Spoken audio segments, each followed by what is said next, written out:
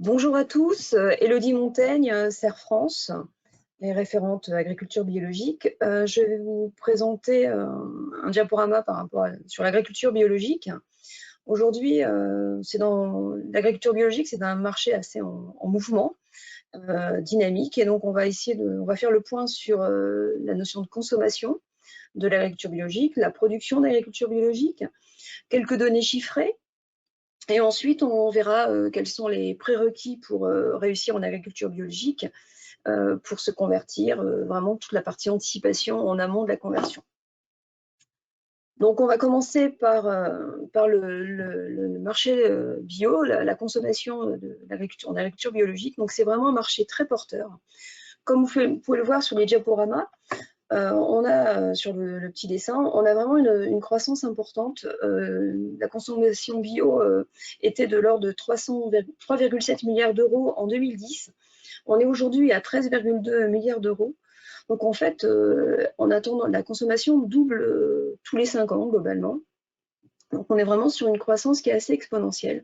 On était vraiment sur un marché de niche au début, en 2010, il y a début de la décennie, il y a 10 ans, en 2010, et aujourd'hui on arrive sur un marché de grande consommation. Les produits bio représentent environ 6,5% de la dépense alimentaire des ménages en 2020. On est en 2020, l'année 2020, c'est une année quand même assez particulière avec le Covid et les différents confinements. Donc la consommation des ménages avait fait quand même un bond important. On avait 3,4% de consommation en plus en 2020 sur l'ensemble des typologies de consommation. Par contre, pour le bio, c'est vraiment une croissance exponentielle. On est à 12,2%, donc 4 fois plus que la consommation classique. Un élément quand même qui a à signaler, c'est que les produits biologiques qui sont consommés en France sont à 67% proviennent du milieu, de l'espace national. On a donc très peu d'importations. On a aussi étudié comment étaient où les consommateurs bio, de produits bio achetaient leurs produits. Alors, on a toujours en haut du panier, on a toujours les grandes et moyennes surfaces qui sont quand même très élevées, mais qui en fait ont quand même perdu. On est à 3% de moins par rapport à 2019, donc on a quand même l'effet Covid et confinement. Et les autres canaux de distribution sont les marchés, les produits à la ferme, donc vraiment les circuits courts, les artisans boulangers et les magasins spécialisés en bio, mais qui ne sortent pas plus de la masse par rapport aux producteurs locaux. Et là, donc là, on est vraiment sur un système où les marchés, les courses de circuits courts est vraiment a progressé très fortement, plus encore que la perte des 3% au niveau des grandes et moyennes surfaces, puisqu'on est à 6% de ventes supplémentaires au niveau de ce créneau, de ce canal de distribution. Et il faut quand même noter, parce que c'est quand même, après le premier confinement, 10% des consommateurs de produits d'agriculture biologique ne font plus leurs achats dans les grandes et moyennes surfaces. Ils sont vraiment recentrés sur le circuit court, les producteurs locaux. Donc quand on est au niveau de donc là on était sur la consommation, maintenant on va être sur la partie de distribution. On a vraiment un rythme de conversion qui est toujours très intense et même parfois de plus en plus intense. Si on regarde l'évolution des surfaces, donc toutes surfaces confondues, des entreprises qui sont converties en bio depuis 1995, donc au niveau agricole, on est quand même en surface. Donc là, on est sur la surface en conversion ou déjà en agriculture biologique. Au début des années 2000, on était plutôt sur 500 000 hectares. On a eu plusieurs vagues avec à chaque fois des plateaux. Donc en fait, on a eu une première vague dans les années 2008-2009 avec une crise laitière. On a eu une deuxième vague en 2015, également en 2015-2016 après une crise laitière. Mais vraiment, on est maintenant sur une croissance qui est très exponentielle et pour l'instant, il n'y a pas de plateau qui se dégage. On est aujourd'hui sur 2,55 millions d'hectares qui sont convertis ou en cours de conversion. Donc, et ça représente 53 000 exploitations agricoles. On a un élément qui est quand même important, donc on voit bien qu'on a un doublement de la surface en agriculture biologique, en gros tous les 5 ans. Hein, il y avait 0,55 millions donc, en 2005, 1,30 million en 2015 et aujourd'hui 2,55. Et on est vraiment sur une phase très dynamique, puisqu'on voit qu'on est aujourd'hui à près de 600 000 hectares qui sont en phase de conversion, qui vont passer en bio dans les 1 ou 2 ans. On est vraiment sur, en moyenne, depuis quelques années, 250 000 hectares qui se convertissent chaque année. Et ça représente aujourd'hui 9,5% de la surface agricole française. Il y a quand même un élément aussi qui est important, c'est qu'il y aura la loi Egalim en 2022 qui va permettre d'avoir 20% de produits bio qui vont être commercialisés dans les restaurations collectives, entre autres. Donc, on disait il y a plusieurs vagues et des phases de conversion. Donc, il y a ces niveaux-là par rapport à des crises laitières, on en parlera un peu tout à l'heure. Mais aussi, il y a des accompagnements publics, des soutiens publics financiers qui ont été à l'origine de ces phases de conversion. On a eu les aides à la conversion et les aides au maintien. Là, avec le plan de relance, on a le Fonds d'avenir bio qui a été mis en place. Aujourd'hui, ça représente quand même pour des projets bio entre 13 millions, enfin environ 13 millions d'euros en 2021 et 2022, qui permettent de soutenir des projets de conversion en agriculture biologique. Après, on peut se poser la question si ce rythme de conversion sera toujours aussi soutenu et maintenu dans les années à venir. Donc, quel sera l'impact de la réforme de la PAC? On sait qu'il y aura encore de l'aide au soutien, on verra après, qui sera renforcée. Par contre, ce sera un peu plus compliqué au niveau des aides au maintien, qui vont être annulées. Et on peut se poser aussi parfois certaines questions par rapport à certaines filières bio, comme l'élevage allaitant, qui sera, semble-t-il, un peu pénalisé par rapport à la future réforme de la PAC. Donc voilà, donc on est vraiment sur des soutiens donc financiers, mais aussi on est également aussi sur des soutiens avec l'amont et l'aval, où on a des incitations au niveau des coopératives et des laiteries, entre autres, pour convertir les producteurs. Donc là, on va essayer de voir un petit peu une typologie d'exploitation. Donc on a les grandes cultures bio. Donc comme le même principe que sur le tableau précédent, hein, on est vraiment sur des évolutions très exponentielles en termes de surface. Vous voyez, en 2014, on était environ à 230 000 exploitations qui étaient bio ou en cours de conversion. Et aujourd'hui, en 2019, on était quand même à 571 000 hectares. Donc, ça fait quand même presque 600 000 hectares de terres agricoles qui sont converties en agriculture biologique spécialisée en grande culture. Donc, ce qu'on mettait, c'est un développement très fort pour ces cultures biologiques, mais par contre, le marché est toujours déficitaire. Donc, qu'est-ce qu'on entend par là? Aujourd'hui, en fait, on a vraiment un très, très bon développement des surfaces en agriculture biologique, en grande culture.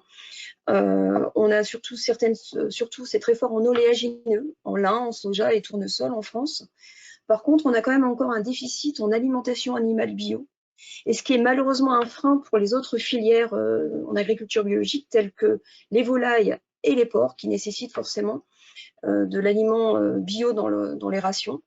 Et ce sera aussi encore un frein plus lourd en 2022 avec l'évolution du règlement bio, qui imposera 30% d'aliments bio qui est issu de la région, enfin du local, alors qu'on n'était qu'à 20% aujourd'hui.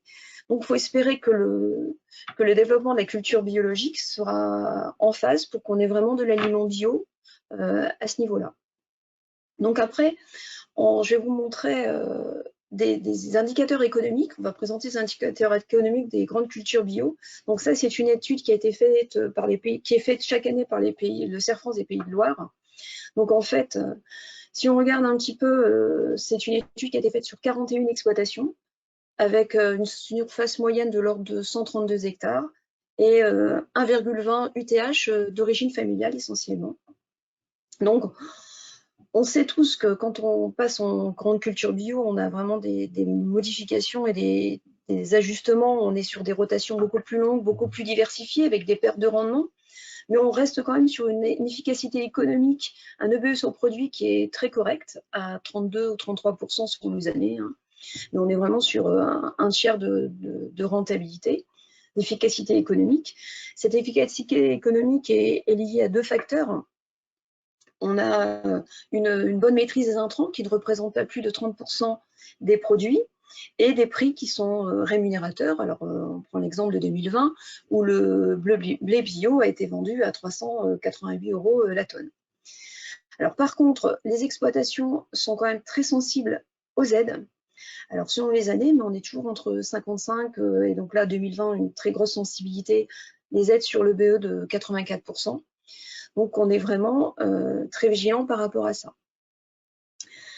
Ensuite, il y a une autonomie financière qui peut être, les annuités sur EBE sont élevées, puisque au niveau des cultures d'agriculture biologique, on a vraiment besoin d'investissements matériels spécifiques, et on a donc une charge de mécanisation liée par les amortissements, des charges de main-d'œuvre. Donc, on a quand même 47% d'annuités sur EBE. Donc, sur ce panel de 41 exploitations, on a un EBE qui est environ de 102 000 €.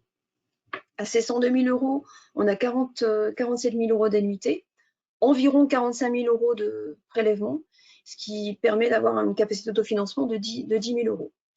Alors, il y a des éléments à noter par rapport à ces indicateurs économiques. On a les facteurs de réussite, il y en a 4 principaux. Il faut une très bonne maîtrise du salissement des parcelles, parce que si forcément l'agriculteur se laisse déborder au niveau du salissement, il aura des problématiques de rendement et de problèmes de qualité. Donc il faut vraiment être très, très bon techniquement pour maîtriser ce salissement. Il faut avoir techniquement aussi une gestion durable de la matière organique du sol pour vraiment avoir une pérennité et une stabilité au niveau de l'exploitation. Sortir des produits de qualité. Et vraiment raisonner les investissements, puisqu'en fait, on disait tout à l'heure, il faut vraiment des investissements, acheter une herséterie, des roues rotatives, etc. Bon, il y a des subventions mais, via les PCE, mais il faut être très, très vigilant par rapport à ça. Aujourd'hui, en fait, le poste mécanisation, c'est quand même le deuxième poste de charge au niveau des grandes cultures biologiques. Donc, il faut vraiment être vigilant. Donc là, on va faire l'évolution du revenu des exploitations bio depuis 2015. Donc toujours sur le même panel, vous voyez ici le lien qui vous permet de suivre l'évolution de ces données avec le Normandie Maine. On est vraiment sur des chiffres d'affaires qui sont très stables. On a une réussite qui se maintient dans le temps. Toujours, en 2020, on était à 280 000 € de chiffre d'affaires et un résultat courant qui est toujours d'un bon niveau, supérieur à 35 000 € ces dernières années. Si on prend un ratio économique, si on prend l'EBE, donc la rentabilité, on est vraiment sur un EBE qui est globalement très stable et qui même avoisine les 80 000 € donc cette année, comme on va le voir après. Donc vous voyez, on est vraiment sur quelque chose de très stable, mis à part l'année 2015. Et en termes de revenus disponibles, on est sur un revenu disponible qui est toujours aux alentours, situé entre 25 et 30 000 € de BE ces dernières années. Donc on est sur des exploitations qui ont un très bon niveau économique. Donc si on prend justement les indicateurs économiques des références au niveau des Pays de la Loire, on était donc sur 600 exploitations, donc c'est quand même un panel assez intéressant. On est sur 86 hectares en moyenne sur ce panel. Il y a 56% de cultures de vente, enfin de personnes qui font des cultures de vente, d'agriculteurs, 40% qui ont un atelier laitier, 26% qui ont un atelier allaitant, 27% qui ont un atelier de porc et environ 8% qui font des légumes. Donc, quand on regarde, alors, toujours le même niveau par rapport aux grandes cultures, on est sur une efficacité économique qui est bonne, aux alentours de 30%. Alors, comme au niveau des grandes cultures, on est quand même sur une sensibilité au niveau des aides, donc c'est quand même au niveau de l'EBE la moitié, et c'est un accompagnement, enfin un soutien financier lié aux aides, prime PAC, etc. Au niveau des annuités, de l'autonomie financière, au niveau des annuités, on est quand même sur 51% d'annuités sur EBE. Donc là, si on reprend les mêmes ratios tout à l'heure, on est environ à un EBE de 80 000 € pour ce panel. Donc un EBE de 80 000 €, environ 40 000 € d'annuité, 35 000 € de prélèvement privé et une capacité disponible, enfin une CAF capacité d'autofinancement de 5 000 €. Donc on a quand même des exploitations dans ce panel qui sont viables, une situation financière qui est très saine. Par contre, on a quand même des disparités, des écarts entre les productions et entre les producteurs. On le voit bien ici. On a un résultat net par UTH qui est aux alentours de 20 000 € pour la moyenne. Alors, on a le lait, les exploitations laitières qui ont le plus gros résultat net de 28 000 €. Mais il y a une très grosse disparité avec les maraîchers qui sont à 8 000 € de résultat net. Mais on a aussi des très gros écarts-types entre les producteurs sur les typologies. Donc, vous voyez, on a au niveau des grandes cultures, c'est là ce qu'on disait tout à l'heure au niveau du salissement, on a vraiment des gens qui maîtrisent très bien techniquement et qui ont un très bon niveau de résultat, et ceux qui sont beaucoup plus en difficulté et qui ont un résultat net beaucoup plus faible. Donc là, on était parti sur la partie économique. Maintenant, si on regarde les profils d'agriculteurs, on a deux types de profils d'agriculteurs en agriculture biologique. Alors, un peu les historiques qui se sont convertis par conviction et par volonté de produire mieux, tout en gagnant bien entendu correctement sa vie, et d'autres qui se convertissent un peu par opportunité. Ils voient qu'il y a une demande croissante, donc en fait, ils veulent une meilleure valorisation des productions, une optimisation des aides, mais malgré tout, même si les systèmes sont différents, on a quand même des résultats équivalents. Donc, on prend l'exemple du lait bio, ce que j'ai dit tout à l'heure, on a eu des phases de conversion. Dans les années 2000, on a eu la crise on a crise de la vache folle, ensuite on a eu une crise laitière, différentes crises laitières. On était à 1% de lait collecté en bio par rapport au national, maintenant on est à plus de 4%. Mais on est vraiment sur maintenant des typologies d'exploitants qui sont plutôt avec des plus grandes tailles d'exploitation, à une productivité de la main-d'œuvre avec des salariés et une intensification. On a quand même suivi, on est plus sur les historiques, on est vraiment parfois sur de l'opportunité avec des laiteries, des coopératives qui ont été incitatives par rapport à ces conversions. Donc là, on était sur la partie économique. Maintenant, il faut faire le point par rapport à la période de conversion. Le maître mot, c'est l'anticipation. Il faut vraiment anticiper la période de conversion parce qu'il y a un système qui est complètement à repenser. Donc souvent, il ne faut pas rester seul dans son coin, il faut penser au collectif. Alors, il faut aller voir des exploitants qui ont déjà été convertis, qui sont déjà convertis. Il faut participer à des formations, il faut viser des exploitations. Il faut avoir bien à l'esprit qu'il faut travailler autrement. On n'est plus dans le système conventionnel. Il faut vraiment travailler autrement. Ce qu'on disait tout à l'heure, les rotations plus longues, plus diversifiées. Au niveau du matériel, on ne va plus être sur la même chose. Donc, à la fois techniquement, agronomiquement, en termes de mécanisation, on est sur des travails vraiment autrement. Et puis, il faut repenser les débouchés et les stratégies de commercialisation. On est laitier, on veut passer en agriculture biologique, il faut être sûr qu'il y a une laiterie dans la zone de collecte qui collecte en bio. Il faut raisonner stratégie de commercialisation, vente directe ou pas, avec toujours garder cet objectif qu'il faut préserver un équilibre économique de l'exploitation pendant cette période, ce qui est vraiment vital, puisqu'il faut vraiment avoir une situation saine avant d'engager la conversion.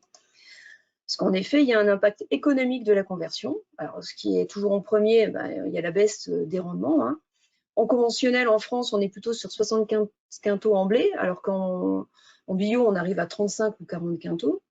Au niveau du lait, c'est le même principe, puisqu'on était plutôt en moyenne nationale à 6 600 litres par vache laitière en conventionnel, et on est à 4 500, 5 000 en lait bio. Donc, il y a forcément un impact économique en termes de produits. Et on a des indemnités, des investissements qui sont beaucoup plus importants. Alors, vous voyez, en termes d'investissement net, on est toujours au-dessus de la courbe du conventionnel en bio. Donc, on est vraiment sur un coût de mécanisation très, très important et des annuités qui sont aussi très importants. Donc, c'est toujours pareil. C'est là où il faut penser au collectif.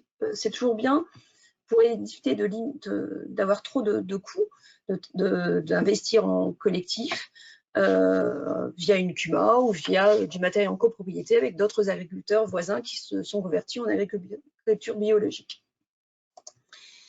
Donc, toujours pareil, au niveau de la conversion en agriculture biologique, il y a quand même un facteur clé de réussite qui est l'accompagnement. Il faut vraiment être accompagné, donc les CER France sont à votre disposition par rapport à ça. Il faut déjà se poser les bonnes questions. Pourquoi? Quelle est ma motivation pour passer en agriculture biologique? Il faut bien maîtriser et appréhender le cahier des charges bio, ce qui est vraiment très important. Voir quelles sont les démarches. pour comment on fait, qui on rencontre, la notion de certification. C'est très important de faire un diagnostic de son système d'exploitation, prendre une situation zéro, comment on est aujourd'hui. La phase de conversion qui est quand même un peu compliquée, c'est bien savoir quel est l'impact financier, donc faire un prévisionnel financier, technique, pour ensuite envisager la conversion. Donc déjà, quand on est tous les feux sont verts, dans ces cas-là, on passe à la certification et on se planifie la conduite de son exploitation sur la phase de conversion. Donc, quand on reprend un peu un cercle vertueux sur les prérequis, les indicateurs à surveiller, déjà la première chose, c'est de connaître bien le débouché de ces productions. Si je passe en bio, est-ce que j'ai le débouché? Est-ce que je peux contractualiser en C2 mon produit bio? Quel prix je vais le vendre? Est-ce que techniquement, je suis dans une bonne phase? Est-ce que la fertilité des sols de mes terrains est bonne? Est-ce que je peux travailler sur la rotation longue, diversifiée? Si je fais de l'élevage, il faut être autonome en élevage. En effet, acheter de l'aliment bio, c'est souvent 2,5 fois plus cher que l'aliment conventionnel. Et le lait bio n'est vendu qu'1,5 fois plus cher que le lait classique. Donc, il faut être très vigilant par rapport à ça. Il faut avoir une bonne maîtrise de ses charges, mécanisation, main-d'œuvre. Il faut surtout avoir une trésorerie suffisante pour faire face à cette période de conversion et veiller à la charge de travail, à le côté humain. Est-ce que humainement, ça correspond à mes besoins? Donc, vous le voyez, on est vraiment on a un marché qui est porteur, on a l'amont et l'aval qui peut nous suivre en termes de production, mais il faut vraiment bien suivre, il faut avoir une trésorerie saine, bien suivre, ensuite mettre des indicateurs, des tableaux de bord qui nous permettent de voir si on est apte à passer en agriculture biologique. Tous les feux peuvent être au vert, mais il faut vraiment qu'en trésorerie, on soit bien disponible.